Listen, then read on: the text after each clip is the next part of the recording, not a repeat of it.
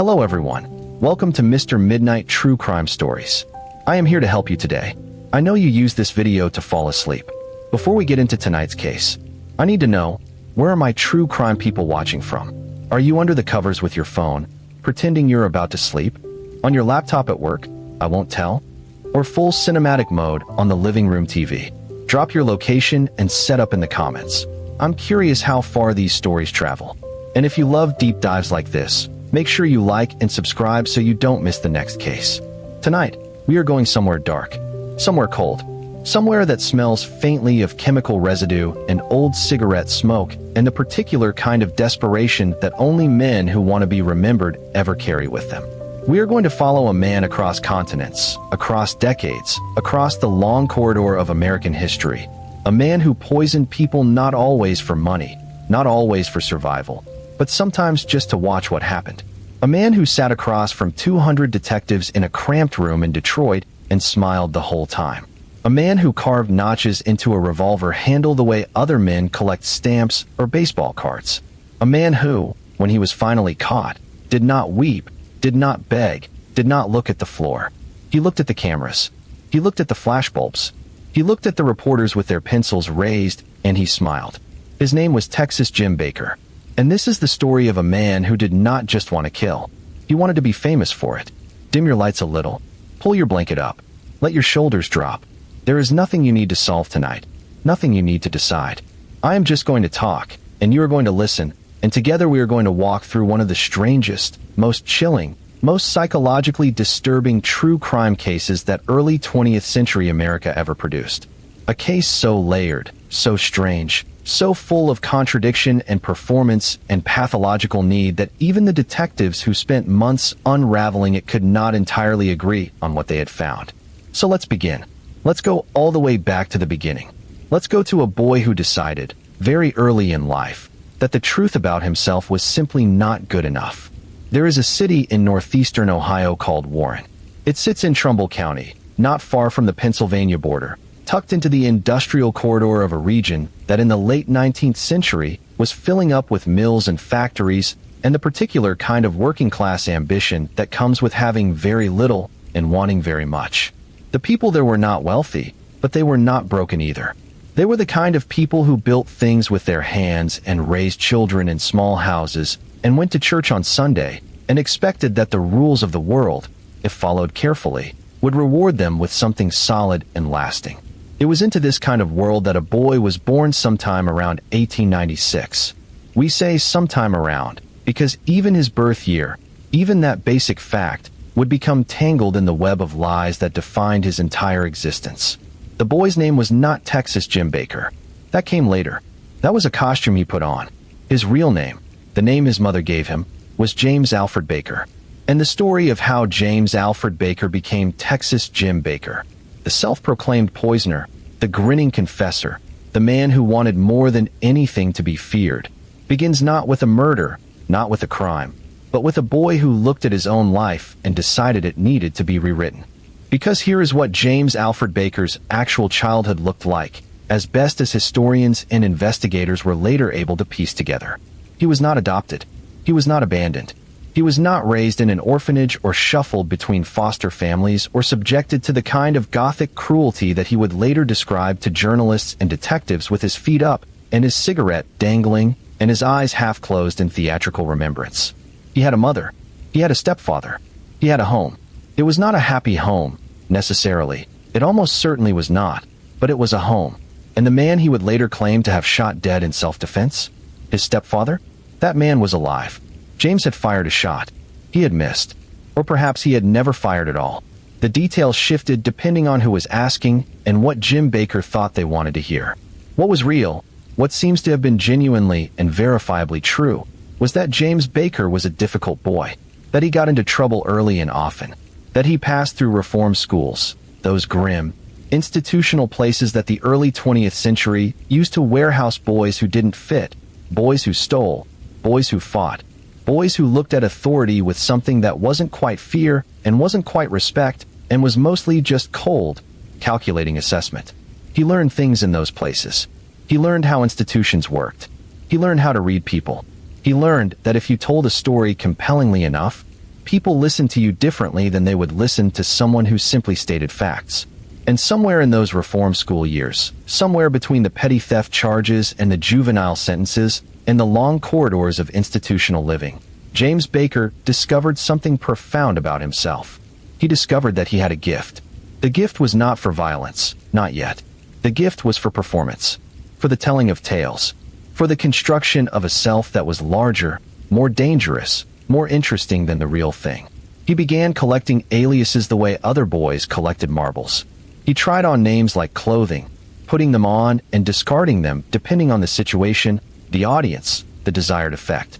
He watched what made people react. He watched what made them nervous.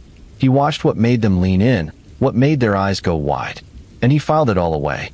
By the time he was a young man, James Alfred Baker had already decided something that most people never consciously decide at all. He had decided who he wanted to be.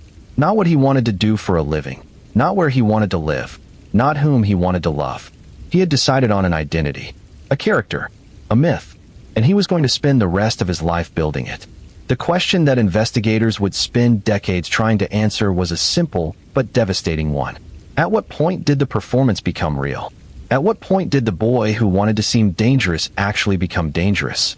At what point did the lies about killing, and he was telling those lies early, believe me, even before there was any body to point to, become true? That question does not have a clean answer. Nothing about Texas Jim Baker has a clean answer. But it starts somewhere. It starts in the humid sprawl of early 20th century Houston, Texas, with a man named George Honeycutt, with a glass of wood alcohol, and with something that the coroner called a suicide. Something that Jim Baker, years later, called the first one. Houston in the early part of the 20th century was not yet the city it would become. It was hot. It was sprawling in the low, flat, relentless way of Gulf Coast cities. The air was heavy with moisture and industry and the particular kind of possibility that comes with oil money beginning to bubble up from the earth and reshape everything. Men arrived in Houston looking for work, looking for fortune, looking for reinvention. It was the kind of city where a man with a past could become something new if he was clever enough, or desperate enough, or willing enough to do things that other men would not do. Jim Baker arrived in Houston. We are not certain exactly when, with a pocket full of aliases and a mind that was already working through calculations that most people never make. He was not thinking about where his next meal would come from in the way that a genuinely desperate man thinks about it. He was thinking about something else. He was watching people. He was watching how they moved through the world, how they trusted each other, how they accepted drinks from strangers and ate food that other men prepared and never once thought that the hand that passed them that glass might have paused for just a moment before it did. George Honeycutt was a man in Houston. He is largely lost to history now, which is itself a kind of tragedy, because whatever George Honeycutt's life was, whatever his ambitions were, whatever he cared about, whatever made him laugh or worry or get out of bed in the morning, all of that has been swallowed by the single fact of his death. The way he died. What Jim Baker later claimed to have put in his drink. Strychnine. Dissolved in wood alcohol, passed to a man who trusted, or perhaps did not even fully register, the hand that passed it. Strychnine is not a gentle poison. If you have ever read about it, if you have any knowledge of its physiological effects, you understand that death by strychnine is not a quiet thing. It is violent and convulsive, and it involves the body turning against itself in the most dramatic and terrible fashion. The muscles seize, the spine arches, the jaw locks. The entire body becomes a battlefield. It is the kind of death that leaves marks, that leaves trauma, that leaves a picture so clear and so awful that it should, in theory, be unmistakable. And yet the coroner in Houston looked at George Honeycutt and saw something different. He saw what a coroner in the early 20th century often saw when there was no obvious wound, no obvious assailant, no obvious crime. He saw what he was prepared to see, what was easiest to put on a form, what closed the file and let the office move on to the next case. He ruled it a suicide. Jim Baker later said that he watched, that he stayed close enough to see what the strychnine did, to observe the progression, to note the timing, to study it. He called it. And this is the part that should stop you, that should make your breath come a little shorter. He called it fun. We do not know for certain whether this story is true. This is something we will return to again and again in the telling of this case. this fundamental uncertainty about which parts of Jim Baker's confessions were real and which parts were invention. He was a man who lied so naturally, so reflexively, that the line between his truth and his fiction had long since blurred even in his own mind. He had told so many versions of his own story to so many different people that he may have genuinely lost track of what had actually happened and what he wished had happened. But here's what we know. We know that George Honeycutt died in Houston, that the death was ruled a suicide, that Jim Baker was in Houston at or around that time, and that many years later, when Jim Baker was sitting in a Detroit police station confessing to murder after murder after murder with the calm demeanor of a man describing the weather, the name George Honeycutt was among the first ones he offered. With details, with specificity, with the kind of recalled pleasure that made the detectives in that room shift in their chairs and look at each other and wonder, quietly, what exactly they were dealing with. Whether it was a real memory or a fabricated one, it told them something. It told them that Jim Baker had spent a very long time thinking about poison, about its effects, about the gap between the moment of introduction and the moment of death, about the way a man looked when his body was betraying him, about the patience required to wait and watch and not look away. He had spent a very long time being interested in that specific thing, and the next chapter of his story would take him somewhere that provided him with new opportunities to indulge that interest. It would take him across an ocean, to a city of beer halls and stone bridges and pre-war elegance, to a place where a man with an alias and a pocket full of strychnine could sit down at a table with a stranger and raise a glass and smile. It would take him to Germany. We do not know exactly which year Jim Baker arrived in Germany. The timeline of his early life is reconstructed from fragments, from his own accounts, which were unreliable, from police records, from the occasional corroborating detail that surfaced in newspaper archives and court documents. What we know is that he was there, that he used an alias, Don Devorel, that he found his way into the beer hall culture that was so central to German social life, particularly in cities like Hamburg, where men gathered in warm, wood-paneled rooms that smelled of yeast and sawdust and cigarette smoke, where the tables were long and crowded, and the conversation rose and fell in waves, and it was not at all unusual to share space, to share a table, to accept a drink from the man beside you. The beer garden murder, and Jim Baker would later describe it with the same careful, observational pleasure that characterized all his confessions, involved a glass swap. A simple technique, elegant in its way, which is a horrible thing to say about the mechanism of a man's death, but it is the word that fits. You wait for a moment of distraction. You move the glasses. You make sure yours goes to him and his comes to you. You drink your clean drink and you watch. The alias Don Devorel comes from Baker's own account, confirmed at least partially by a 1937 magazine piece that referenced a German victim connected to an American transient using similar identifying details. The confirmation is incomplete. The confirmation is always incomplete with Jim Baker.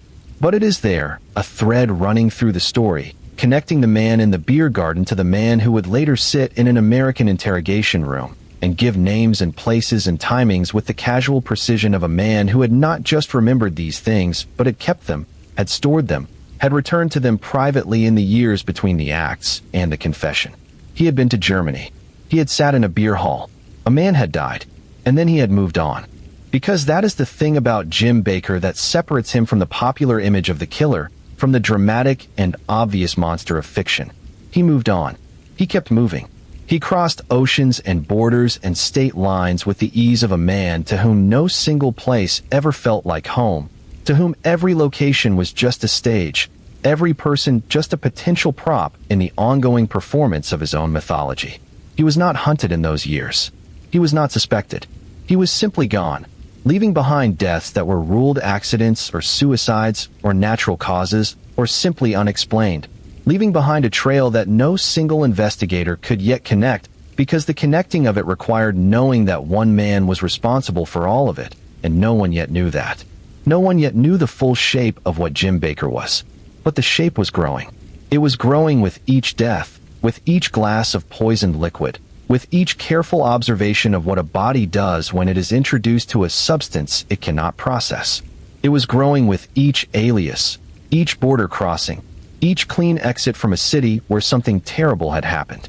The shape was growing, and it was taking on the particular outline of a man who had decided that he was special, that he was different, that the rules that governed other people's lives simply did not apply to him, that he was operating on a higher plane, a more interesting plane, a plane where death was something you administered deliberately and watched carefully and filed away for later telling. The next stop on this itinerary of horror was Venezuela. Or more precisely, it was a ship, a merchant vessel crossing the waters of the Caribbean, carrying a crew of men who had no reason to be afraid of the water or the voyage or the company of the quiet, watchful American in their midst. And into their water keg, Jim Baker later claimed, he dropped 20 strychnine tablets. 20 tablets. Not one. Not two. 20. 3 men died. 4 survived. The dead were sailors who had done nothing to Jim Baker, who had no relationship with him of any significance, who were simply there, simply present, simply the available material for another experiment in watching. The survivors were the survivors because they drank less, or later, or because the distribution of the poison through the keg was uneven, or because their bodies were simply more capable of metabolizing the assault before it killed them. Jim Baker watched the progression. He noted the timing. He noted the differences between those who died quickly and those who suffered longer. He noted, and this detail, when it emerged, made even the most hardened detectives go quiet. He made a comment about the timing. A comment about how long it took. Something like 57 seconds. Whether that number was real or was the theatrical flourish of a man constructing a legend is impossible to know. But he said it, and the saying of it told you everything you needed to know about what was happening inside his mind when he watched those men die. He was not horrified. He was not conflicted. He was timing it. He was studying. The world, for Jim Baker, was a laboratory, and the people in it were subjects. But the Venezuela story, like all of his stories, is framed by that essential uncertainty. Did he drop tablets into a keg on a ship in Caribbean waters and kill 3 men? Or did 3 men die on a ship that he was aboard and he later claimed responsibility as a way of inflating his legend? Or is some version of both things true? Did he do it, and did the story then grow in the retelling, accumulating details that made it more dramatic, more precise, more frightening than the reality? We do not know. We cannot know with certainty. What we know is that the story exists, that Jim Baker told it with specificity and without apparent remorse, and that by the time he was done telling it, the men in the room listening to him had stopped taking notes and were simply staring. There were more stories. He spoke of India. He spoke of the Philippines. He described dropping cyanide into a beggar's tin cup. He described poisoning coconut liquor. He described watching public executions in China with the focused attention of a student taking notes on technique. Some of these stories were verified, at least partially.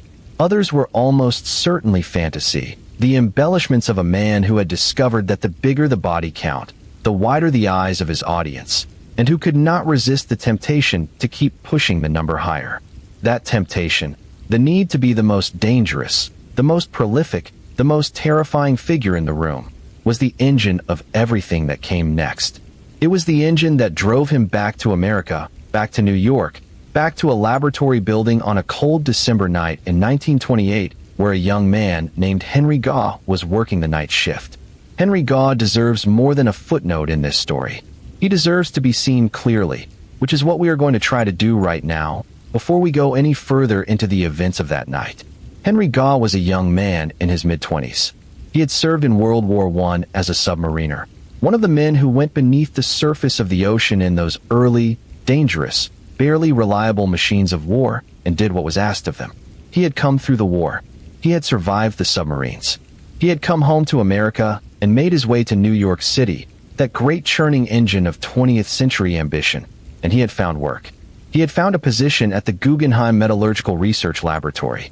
Night security, a watchman's role, the kind of position that a young man with modest means takes because it pays steadily and it allows him to be useful while he figures out what comes next. He was supporting his mother. That detail is in the record. Henry Gaw, young, healthy, a veteran, a son doing right by his family, working the night shift in a laboratory building in New York City because the rent needed to be paid and his mother needed support, and that was what a decent young man did. He had no idea what was coming. He had no idea that somewhere in the city, a man with a pocket full of cyanide and a head full of plans was already thinking about the Guggenheim laboratory. was already thinking about the platinum bars stored there. Platinum, extraordinarily valuable, the kind of material that in 1928 represented a small fortune. Was already thinking about how to get inside the building, how to neutralize the guards, how to take what he wanted. Jim Baker had worked at the Guggenheim Laboratory. He knew the building. He knew the layout. He knew when the shifts changed and where the supplies were kept and how the night watch operated. He had left the job, been dismissed or resigned. The records are not perfectly clear, but the knowledge stayed with him. The knowledge of where the platinum was. The knowledge of where the cyanide was kept. The knowledge of the rhythm of the building at night, the sounds it made, the patterns of its darkness. He went back to that building at midnight on December 27th, moving into 1928. What happened inside that building in the hours that followed is one of the most carefully documented episodes of Baker's criminal history. Not because it was witnessed, not because there were cameras or recordings, but because the physical evidence was overwhelming and because Baker himself, when he finally confessed, described it in the same calm, detailed, observational way that he described everything. He described it the way a man describes something he is proud of. He went in. He drew his gun. There were 2 truck drivers in the building that night. Men who had nothing to do with the laboratory's research. Men who were simply there, in the wrong place, at the wrong time. Baker tied them up. He left them there. He was not interested in them. They were inconveniences, obstacles to be neutralized rather than subjects to be studied. Henry Gaw was the subject. Baker found him, forced him at gunpoint, made coffee, mixed cyanide into the cup, forced Henry Gaw to drink it, and then he waited. The telephone book. There was a Manhattan telephone book in the building, and Baker tore pages from it and scattered them around the crime scene. This detail, the scattered pages, the torn book, would surface again later, during the interrogation, during the theatrical confession where Baker reenacted the scene for an audience of 200 detectives. The telephone book was a signature, a calling card, a piece of deliberate staging that meant something to him even if its precise meaning remained. In the end, his secret. Henry Gaw died. The platinum bars were left untouched. This detail, the platinum left behind, confounded investigators initially. If it was a robbery, why leave the most valuable objects? If it wasn't a robbery, why come to the laboratory at all? The answer, when it finally emerged, was more disturbing than either a simple robbery or a simple murder would have been. Jim Baker had come for the cyanide. He had come to replenish his supply. He had come to take what he needed to continue doing what he had been doing. The platinum was incidental. Henry Gaw was incidental. The murder was simply a necessary inconvenience, a loose and tied up, a witness silenced. Except that nothing about the murder of Henry Gaw was truly incidental to Jim Baker. Nothing he did was casual. The mixing of the poison, the forcing of the cup, the waiting and watching, these were deliberate. These were meaningful.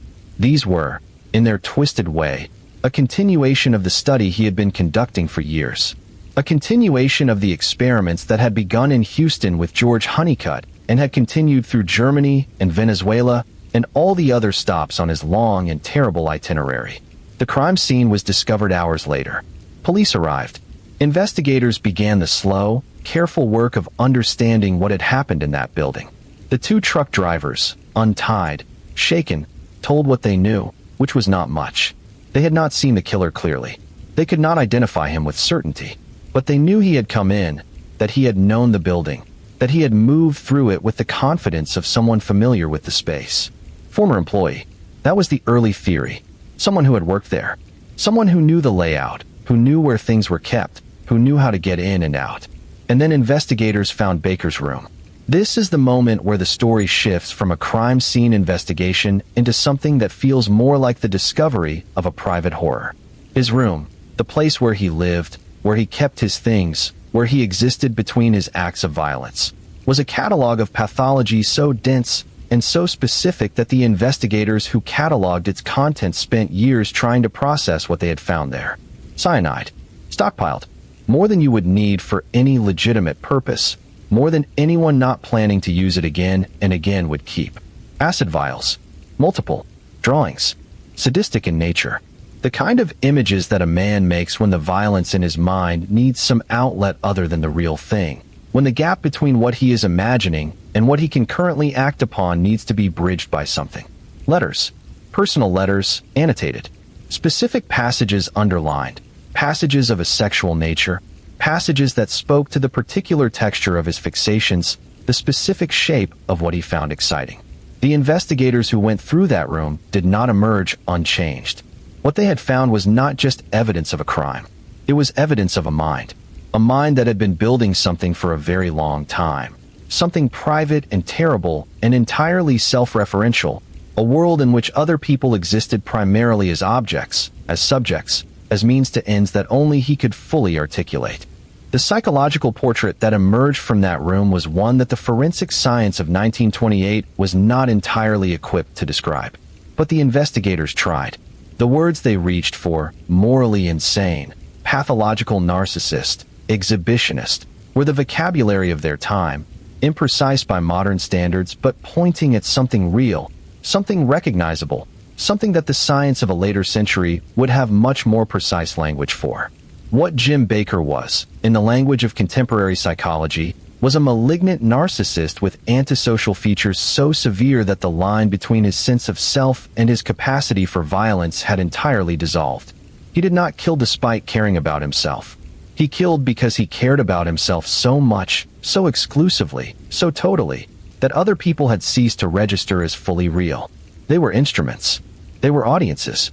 They were subjects in his ongoing experiment into the nature of power and death and notoriety. And right now, he was somewhere in America, moving, because that was what he did. He moved. He moved to Detroit. And in Detroit, he was about to do two things simultaneously that would define the final chapter of his free life. He was about to fall in love, and he was about to kill two more men. Detroit in the late 1920s was a city in the full roar of industrial power. The automobile industry had transformed it, had made it one of the great American cities, had drawn workers from across the country and from Europe, and had built neighborhoods and bars and churches and all the infrastructure of a working-class world in the full boom of its confidence. It was loud and energetic, and it smelled of steel and ambition and the particular optimism of people who believed that the prosperity of the moment would continue indefinitely. Jim Bakker arrived in Detroit as he had arrived everywhere, with an alias, with careful eyes, with the practiced ease of a man who has learned to move through crowds without catching on anything. He found work, or something that looked like work. He found a place to stay. And somewhere in the fabric of Detroit's daily life, he found Eleanor Roy. Eleanor Roy lived on a farm outside the city with her family. She was a woman of her time and her circumstances, practical, grounded, shaped by the rhythms of agricultural life even as the city expanded around her. How she and Jim Bakker met is not recorded in detail. What is recorded is the relationship that developed, a relationship that Bakker himself would later describe in terms that were almost touching in their apparent sincerity. He said she changed him. He said that meeting Eleanor Roy made him want to stop. That love, or something he experienced as love, had intervened between him and the violence, had offered him a different kind of existence. He said all of this, and he may even have believed it in some part of himself. But while he was feeling transformed by love, while he was telling Eleanor Roy things about himself that were partially true and largely fabricated, while he was playing the role of a changed man, a man redeemed by feeling, while all of that was happening, he was also killing people. He was also moving through Detroit doing what he had always done. William Aw was a sergeant, a law enforcement officer doing his job. The specific circumstances of the encounter between Aw and Bakker have the feel of a confrontation that escalated beyond what either man initially intended. Bakker overpowered him. This is recorded. The gun, Aw's gun, ended up in Bakker's possession, and Bakker kept it. He kept it the way he kept things that he found meaningful, that he wanted to return to, that represented something in the private museum of his own mythology. He added a notch to the handle, one notch for William Aw. One more mark on the tally that he was keeping, the tally that was the physical proof of what he was building. 9 notches, eventually. 9 marks on the handle of a dead man's gun. Otis South was a taxi driver, a man doing his job, driving his cab through Detroit, the kind of work that is always slightly dangerous because you never know who is going to get into the back of your car, what they want, whether the fare they're offering is the whole story of the transaction. Otis South encountered Jim Bakker. The robbery went wrong in the way that robberies go wrong when one of the parties involved is willing to use violence without hesitation. Bakker shot him. He gave the knife There was a knife, a detail in the records, to Eleanor Roy. He gave it to her as a gift, or something that functioned as a gift in the economy of their relationship, in the particular way that Jim Baker expressed affection, which was to share with the people close to him the trophies of what he had done. The way a cat brings a dead bird to the door of the person it lives with. Look what I've brought you. This is for you. Eleanor Roy, faced later with this knowledge, the knife, the pawn ticket, the things he had given her and asked her to keep, became a key witness. Became, in the end, one of the people whose testimony helped close the walls around him. But all of that comes later. For now, Jim Baker was in Detroit, in love, or performing love, or experiencing whatever the nearest equivalent of love was for a man whose emotional architecture was as damaged and as particular as his. He was in Detroit, and the police were not yet looking for him there, and he had the gun with the notches, and he had Eleanor, and he had his plans. What he did not have was the thing he wanted most. He did not have the headlines. He did not have the national attention, the notoriety, the recognition that this was the man, this was the poisoner, this was the figure who had traveled the world leaving bodies behind, and no one had noticed yet. Detroit was small. Detroit's papers were local. What he wanted, and this becomes, in retrospect, one of the most revealing details of the entire case. What he wanted was New York. New York meant the national press. New York meant the Associated Press wire. New York meant his name going out across the country, across the world, in the bold type that real monsters earned. New York meant being remembered. So when the Detroit police finally caught up with him, when the connection to the deaths of Awe and South was established, when he was brought in for questioning, Jim Baker made a decision that the detectives initially found puzzling and would later understand completely. He lied. Specifically, he lied in a way that was designed to make things worse for him, not better. He denied the Detroit murders. He downplayed the Detroit connection. He steered the conversation toward New York, toward the Guggenheim Laboratory, toward Henry Gaw. He wanted to be extradited to New York, because New York had bigger newspapers. When this became clear, when the investigators realized that Jim Baker was engineering his own extradition to a city where he would face potentially more serious charges because that city had better press coverage, the room went very quiet for a moment, because it revealed something about him that was almost impossible to fully absorb. It revealed that the performance was not incidental to the crime. The performance was the point. The crimes were the material for the performance. Everything he had done, every poisoning, every shooting, every carving of a notch into a handle, had been done, at least in part, in service of this moment, this arrival, this acknowledgement by the world that here was a man who needed to be reckoned with. He was transferred to New York. He was taken to the Tombs, that grim Manhattan detention facility whose name alone carries the weight of a century of criminal history. And then, in a moment that Baker had been building toward his entire life, he was brought before 200 detectives. 200 men in a room. 200 pairs of eyes. 200 notebooks and pencils, and the low murmur of people who did not yet know what they were about to witness. Jim Baker settled back in his chair. He smiled, and he began to talk. If you are still with me right now, if you have not drifted off yet, if the story is keeping you here, drop a comment. Tell me where you are. Tell me what time it is where you are. I want to know how far this reaches.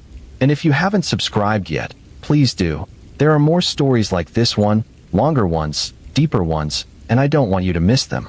Now, back to that room. Back to those 200 detectives, and one smiling man, and the performance of a lifetime. Jim Baker talked for hours. He gave names. He gave dates. He gave locations. He described poisonings in Houston and Hamburg and on ships in Caribbean waters. He described the Guggenheim Laboratory murder with a specificity that confirmed details only the killer could have known. He described the Detroit murders that he had initially denied, explaining now, with what appeared to be genuine satisfaction, that he had lied about those earlier because he wanted to be in New York when he told the full story. And then he did something that the detectives in that room would describe for years afterward. He asked for a Manhattan telephone book. They brought him one. And Jim Baker, former poisoner, self-described international serial killer, picked up that telephone book and ripped it in half. Clean in half. The way a strong man at a carnival does it. The way a performer does it for an audience. He ripped it in half, and he scattered the pages across the table, just like he had scattered them at the Guggenheim Laboratory on the night Henry Gaw died. He was recreating the crime scene. He was staging a reenactment. For 200 detectives. Because the audience was finally large enough. Because the flashbulbs were finally going. Because the reporters who would write about this moment would use words like chilling and cold-blooded and monster, and those words would travel across the wire services and appear in papers from New York to San Francisco, and the name Texas Jim Baker would be on the lips of people across the country. He grinned the whole time. Detectives described the grin specifically. They described the way it did not waver, did not shift into something more complicated when he talked about the deaths of real human beings. The grin was fixed, settled, the expression of a man who has finally arrived somewhere he has been traveling toward for a very long time. At one point during the interrogation, someone asked him, or it emerged in some form, whether he understood what he was facing, whether he understood the consequences. His response, reported in multiple accounts, was delivered with the same settled calm as everything else. "I know I'll burn," he said, or words to that effect. He said it the way someone says something they have rehearsed, something they have decided in advance is the right line for this moment. "I know I'll burn." But here's the twist. Here is the thing that unravels the performance and reveals the terrified, desperate man underneath it. When it came time to actually enter a plea, when the weight of the legal proceedings descended on the theatrical confessions and transformed them from performance into consequence, Jim Baker did not plead guilty to first-degree murder. He did not ask for the electric chair. He did not embrace the fate he had apparently declared himself resigned to. He pleaded guilty to second-degree murder. Second degree, which carried a sentence of up to life in prison, but which was not, crucially, definitively not, a death sentence. The man who had told 200 detectives that he knew he would burn. The man who had smiled about poisoning sailors and watching bodies convulse. The man who had carved notches into a revolver handle and scattered telephone book pages as a signature. That man, when the moment came, chose to live. Because here is what Jim Baker understood, on some level that ran underneath all the performance and the mythology and the constructed identity. He understood that dead men make no more headlines. He understood that dead men cannot give interviews, cannot sell their stories, cannot see their names in print on a Tuesday morning over coffee while the rest of the world reads about them and feels the particular chill that his name was designed to produce. He wanted to be feared. He wanted to be famous. And you cannot be either of those things if you are dead. So he chose life. The trial was in some ways an extension of the performance, and in other ways its undoing. The defense pushed hard on the question of insanity, and they had material to work with. The accumulation of evidence from his room, the cyanide stockpile, the sadistic drawings, the annotated letters, painted a portrait of a mind that was, by any measure, not functioning within the parameters of normality. A brain-damaged man, it emerged. A skull fracture that had either been there from some earlier trauma or had been sustained at some point in his violent life. Something physical that complicated the picture, that gave the neurologists and the alienists and the psychiatrists their opening. But the prosecution had something too. They had the testimony of witnesses. They had the meticulous, careful, verifiable details of the Guggenheim laboratory murder. They had the truck drivers. They had the physical evidence from his room. They had Eleanor Roy, who had been given the knife and the pawn ticket, who had watched the man she knew as a reformed soul and had slowly, painfully, come to understand something different about him. And in the gallery, watching all of this, was the mother of Henry Gaw, a woman who had come to see justice for her son, a woman who had raised a boy who survived submarine warfare in World War I and had come home and was supporting her and working nights in a laboratory and had been killed by a man who tore telephone book pages as a signature. She sat in that gallery and she watched the man who had forced her son to drink cyanide perform for the cameras and the reporters and the audience of detectives, and whatever she felt in that gallery, whatever that particular grief and rage and helplessness felt like from the inside, it is almost impossible to fully imagine. She collapsed at one point. The record notes this. She collapsed in the courtroom. And it was the only moment in the entire proceedings that seemed to crack something in Jim Baker, that seemed to produce an expression that was not the grin, that was not the performance. Or maybe it didn't. Maybe even that was part of the performance. You can never quite know with him. The sentence was 40 years to life. Not execution. Life. The thing he had chosen. The thing he had maneuvered toward with the same cold calculation that characterized everything else he did. He grinned at the sentence. Of course he did. But then came the X-ray, the skull fracture, the examination by alienists who looked at the fracture and looked at the contents of his room and looked at the range and depth of his confessions and arrived at a conclusion that the legal system of the time was somewhat equipped to act on. He was declared insane. Not at the moment of the crime. The legal standard had not been met for that. But now, in his current state, incompetent to proceed in the way that the prison system would proceed with a convicted man. A danger in a different category. He was transferred to Dannemora State Hospital for the criminally insane. A facility in upstate New York, cold and remote and institutional in the way that mental hospitals of that era were institutional, which is to say, profoundly, completely, without relief. There were no cameras at Dannemora. There were no reporters. There were no flashbulbs and no wire services and no Tuesday morning papers with his name in bold type. There were other patients, other broken minds, the daily rhythm of institutional life, the long corridors and the locked doors, and the particular silence of a place where the outside world has stopped being relevant. For Jim Bakker, who had organized his entire existence around the acquisition of an audience, who had killed and confessed, and performed specifically so that people would look at him, would be afraid of him, would remember him. For that man, Dannemora was something worse than execution. It was obscurity. Because here is what happened next. Here is the final act of the Texas Jim Bakker story, the act that contains the deepest irony of the whole strange tale. A publication called the International Features Syndicate reached out to Bakker while he was at Dannemora. They offered him money for his autobiography, his story, the chance to tell it in his own words, to the public, to the readership that had followed the case. Bakker accepted. Of course he accepted. This was what he had been waiting for. This was the monument he had been trying to build, the myth he had been trying to inscribe into the permanent record. He told his story. He wrote it out, or dictated it, or worked with the publication to assemble the narrative. And the narrative was exactly what you would expect from Jim Bakker. It was full of lies. It was full of exaggerations. It accumulated bodies that may never have existed. It painted him as something beyond what even his verified crimes supported, a world-spanning poisoner, a calculating monster, a figure of such scope and such menace that the reader could not help but be awed. He made the body count higher. He made the geography wider. He made himself larger, more terrible, more extraordinary. Because ordinary was the thing he feared. Forgettable was the thing he could not bear. The publication ran the story. It ran in newspapers across the country. And for a brief moment, a week, perhaps 2 weeks, perhaps a little longer, the name Texas Jim Bakker was back in circulation, back on people's lips, back in the Tuesday morning papers. And then the news cycle moved on. As it always does. As it does for everyone. Even for people who spend their lives trying to arrest its movement, trying to anchor themselves in the public attention so permanently that they cannot be swept away. The news cycle moved on. A new case emerged. A new monster, a new scandal, a new story for the papers to chase.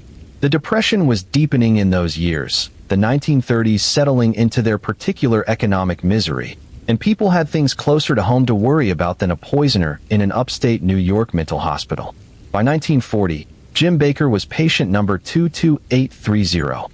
Not a name, a number, not a story, a file, not a performance, a record. He had wanted to be remembered forever. He had wanted to be the kind of figure that lingered in the cultural memory, the kind of name that was spoken in hushed tones, the kind of monster that people told their children about as a warning and as a proof that the world contained genuinely terrible things. He had wanted to be permanent. He became a number in an institutional ledger. The cruelest part of the Texas Jim Bakker story is not the deaths he caused, as terrible as those deaths were. Henry Gaw deserved better than what he got. William Aw deserved better. Otis South deserved better. The men on that ship in Venezuelan waters, if the story is true, deserved better. All of them deserved better. But the cruelest part, in the particular shape that Jim Bakker's story takes, is the ending that he got.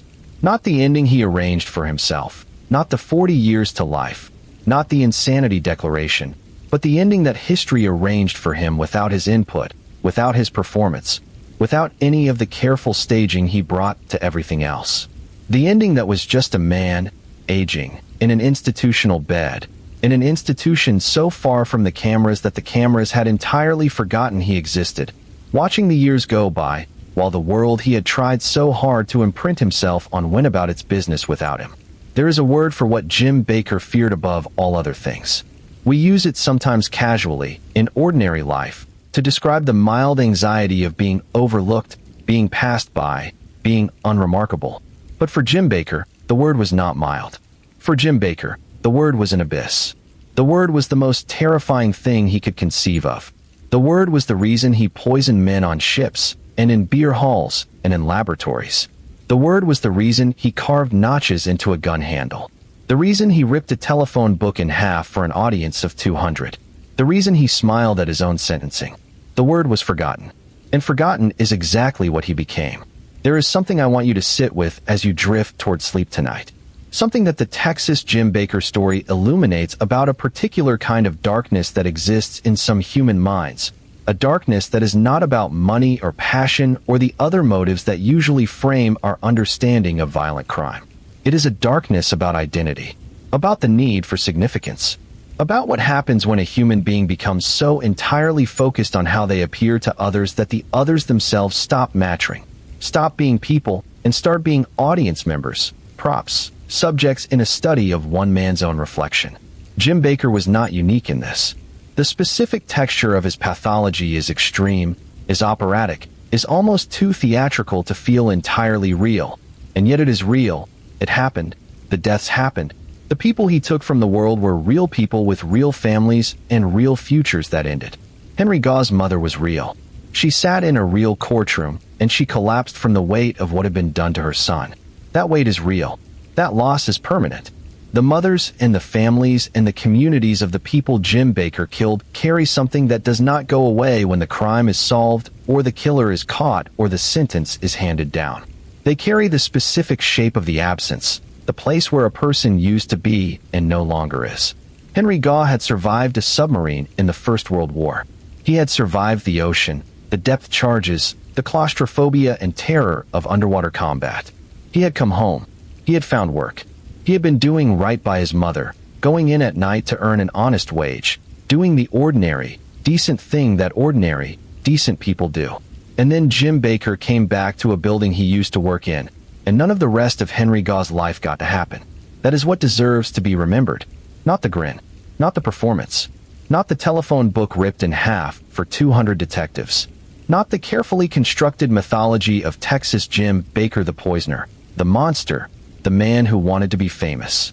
What deserves to be remembered is Henry Gaugh, and the others whose names we carry through this story not as props in someone else's performance, but as human beings who were here, who mattered, who deserved the rest of their lives. Before I move on to our next story tonight, I want to sit with that for just a moment. I want to let the weight of it settle. The room you're in right now, wherever you are, under the covers with your phone or on the couch in the dark or full cinematic mode in the living room, that room is warm and you are safe in it. And there are people in your life, I hope, who are also safe, who will be there tomorrow, whose futures are intact. Hold that. Not with anxiety, not with fear. Just hold it for a moment. And if this story moved you, if it kept you here when maybe you thought you'd drift off hours ago, I'm glad. I'm glad you stayed. Drop a comment if you're still awake. Tell me which part got you. Tell me where you're watching from. Your comments mean so much to this channel, to this story, to the effort that goes into keeping these narratives alive and careful and honest. Like the video if you haven't already. Subscribe if you want to keep walking into the dark with me, story by story, case by case, until the light comes back. And remember, the people in these stories were real. The victims were real. The families were real. We tell these stories not to entertain ourselves with other people's suffering, but to remember them, to say their names, to keep them from becoming what Jim Bakker himself became in the end. A number in a ledger. Forgotten. Now rest. Let your eyes close. Let your breathing slow. And let the quiet settle back around you like it always does, after the story is done, after the questions have been asked, after the reckoning has been made. The night is quiet. The story is told. We'll continue in a moment. But for now, sleep. Texas Jim Bakker died in institutional custody. The exact date of his death is not widely recorded, which is itself the final irony of his entire story. The man who wanted his name in permanent bold type, whose every action was calibrated toward ensuring that he would not be forgotten, who carved notches and scattered telephone book pages and performed for 200 detectives and sold his autobiography to a syndicate and smiled at his own sentencing. That man's death went largely unrecorded and unremarked upon. No flashbulb, no wire service, no bold type. Patient number 22830 was simply no longer on the rolls. This is the shape of the Texas Jim Baker story. Not a triumph of evil, not a monument to darkness. A cautionary tale about what a human life looks like when it is organized entirely around the need to be seen, the need to be feared, the need to be remembered. When that need becomes so overwhelming that it consumes everything else, including the basic recognition that other people are people, including the basic humanity that might have made a different life possible. We do not know what made Jim Baker the way he was. We do not know whether the reform schools broke something in him or whether something was broken before he got there. We do not know whether the skull fracture was cause or consequence or coincidence. We do not know which of his murders were real and which were embellished and which were entirely fabricated. We do not know what Eleanor Roy felt when she finally understood fully who the man she had loved actually was. We do not know what those final years in Dannemora looked like from the inside, whether there was any part of Jim Baker that understood what had been lost, what had been wasted, what might have been different. We know the outline. We know the crimes that can be verified. We know the victims. We know the grin.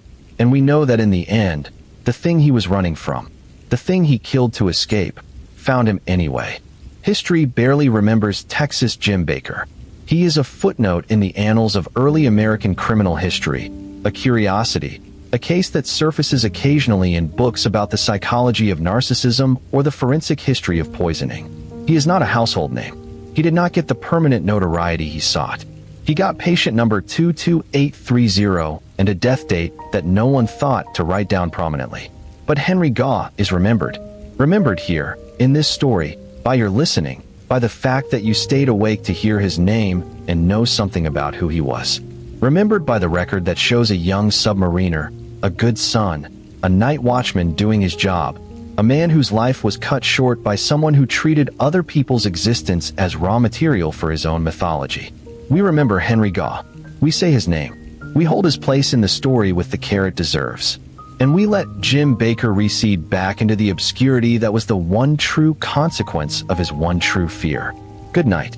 Rest well. I'll be here when you're ready for the next one.